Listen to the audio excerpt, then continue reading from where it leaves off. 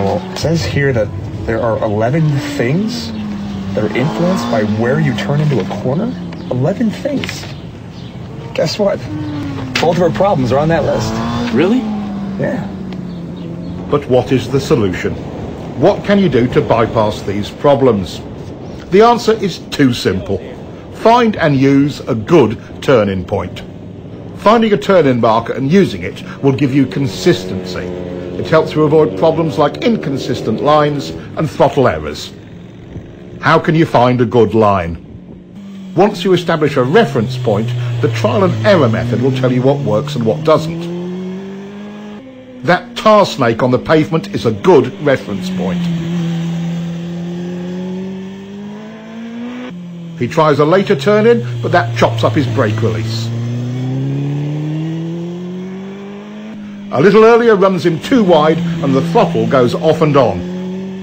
Right after it, he carves a clean line and, most importantly, the throttle control is great. Let's look at some cornering theory.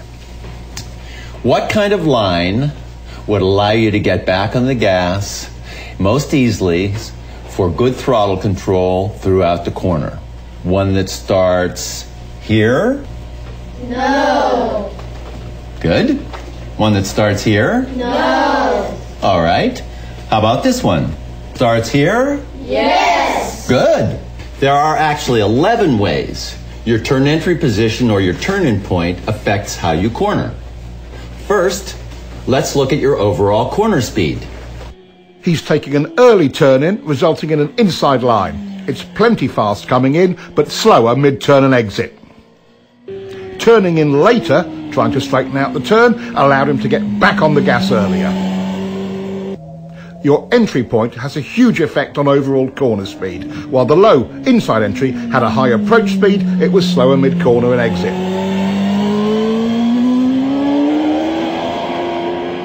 The higher outside turn entry allows him to point the bike more towards the exit. Even before mid-corner, he's back on the gas.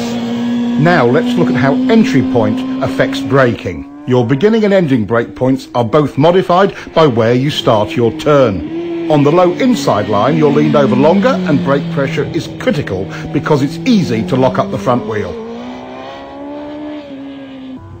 On the later turn entry, it's easier and safer because more braking is done with less lean angle, and it most often is completed earlier, allowing the rider to get back on the gas. This is a huge difference. If the pavement was slippery, which line would you choose? Finishing the braking earlier or later? Your turn-in point determines that. Let's follow him in on the high line. He ends his braking just as he's flicking it in, and he gets a better drive. By the way, even though it's usually a minor point, downshifting is another thing that is affected by where you turn in.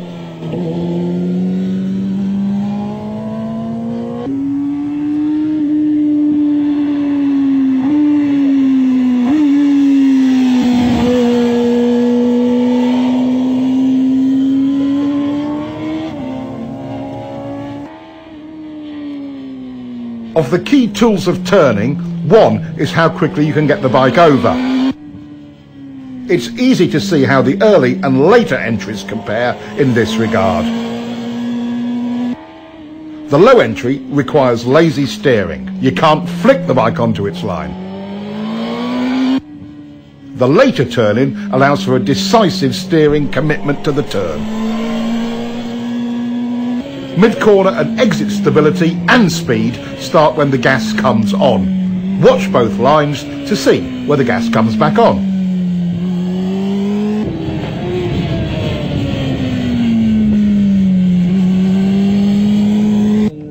Our later entry rider was able to get back on the gas 37 feet earlier. That's 5 bike lengths. Earlier on the gas means stability through more of the corner. Your turning position has an enormous effect on that. That's 6 points so far. A good drive off the turn is number 7. Low line entry checks your drive because number 8 on the list, lean angle, also comes into play. You were leaned over further and longer from a low line entry.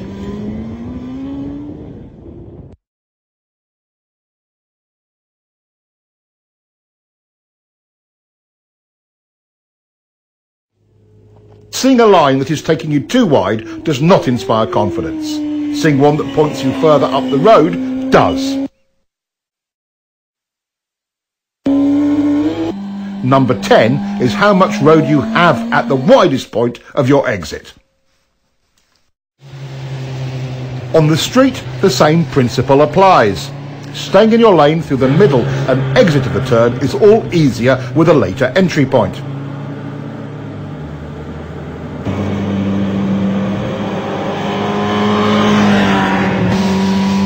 This helps reduce panic and provides riders with a greater margin of error in regard to oncoming traffic. The 11th and final aspect that is affected by our turn point is mid-corner lean angle correction.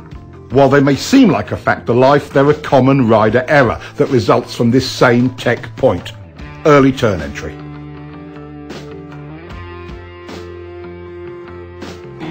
Throttle control rule number 1. The clean, continuous roll-on is always easier once you have established a workable turn point. The single biggest cause of SR number 1, going off the gas when you should be rolling on, is a bad line. We now know all 11 aspects of your riding that are affected by your turning point. Let's quickly review them. 1. Where the brakes go on. 2. Where the brakes go off. 3. Where the throttle comes back on. 4. Where the bike is pointed once fully leaned over. 5.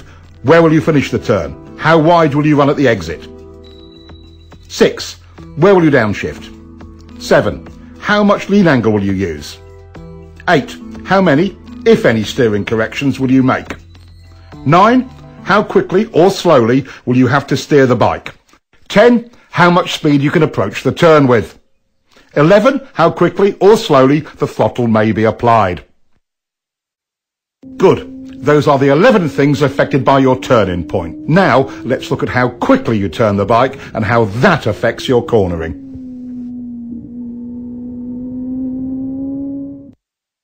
How quickly do you need to turn? Not very quick in this situation. It would be silly to quick flick the bike when you don't need to.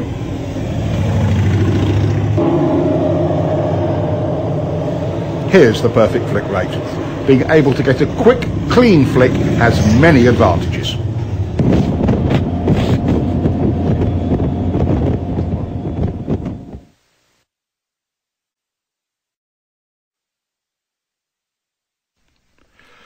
How does the rate you flick the bike affect your line in any series of corners, like these S's?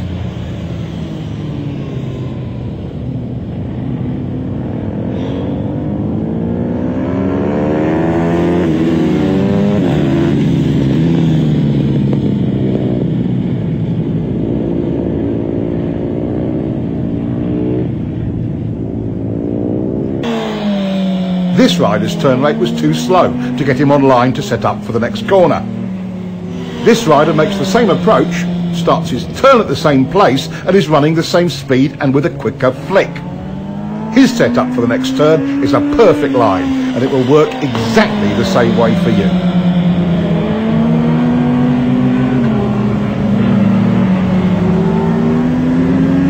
Once you begin your turn, where do the cornering forces start to push you?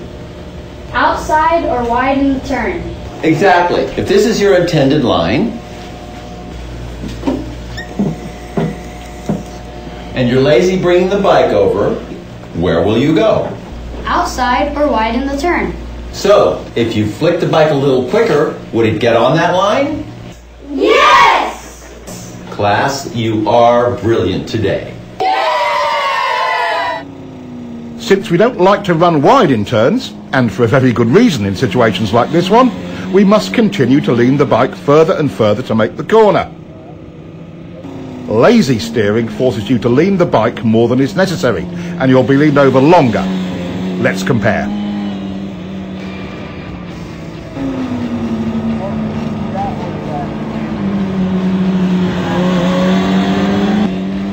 The quicker flick brings the bike onto the desired line. No extra lean needed.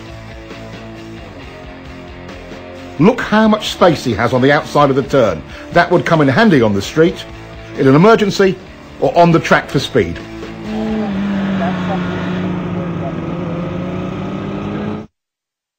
And look at the difference in acceleration.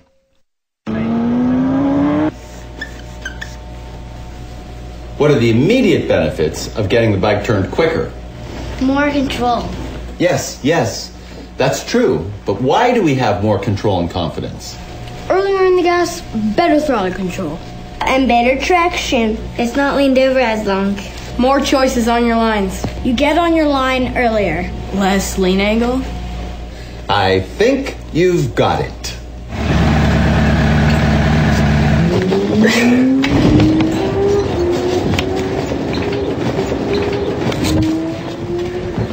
Are they even in school? Maybe that's a version of homeschooling, huh?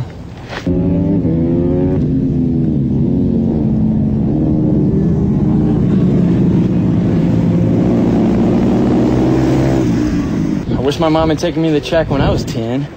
I'd be a world champion now. Yeah, you're right. The approach speed and turning point for both riders was very similar. So what was the key difference that got this one through and put this one in the dirt? Let's look again. At this lazy steering rate, even if he leaned it over further, the results would have been the same, or worse. The simple solution is flicking the bike quick enough to make the line. Now, what will happen when they increase their turn entry speed? His result will just get worse. With a higher entry speed than before, this rider still makes his line. It's quite simple. In turns like this, as the speed increases, so must your flick rate. The route to confidence with turn entry speed is nothing more or less than faith in your own ability to get the bike turned quick enough.